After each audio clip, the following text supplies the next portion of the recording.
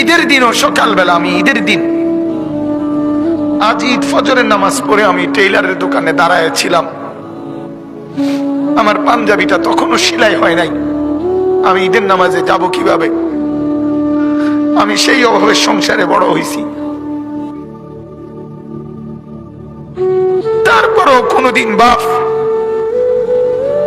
অবৈধ রোজগারের পিছনে যায় না। এক মসজিদের ইমামতি করছে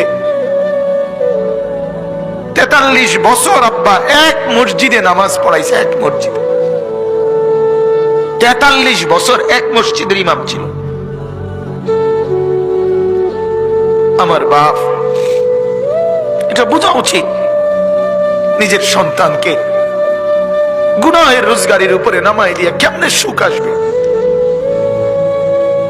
নিজের ঘরে হারামের সুদের টাকা, ঘুষের টাকা, চুরি টাকা, ডাকাতির টাকা, ওজনে কম দিয়ে ঠকবাজি করে, প্রতারণা করে, মিথ্যা বলে, ধোঁকাবাজি করে, নেশার সামানা বিক্রি করে, মদের উপকরণ বিক্রি করে, জুয়ার সামগ্রী বিক্রি করে, মানুষকে ঠকাইয়া প্রতারণা করে, মিথ্যা বলে যে টাকা আপনি ঘরে আনলেন, আপনি অনেক মানুষকে কষ্ট দিয়ে আপনার ঘরে সুখ আসবে কেমনে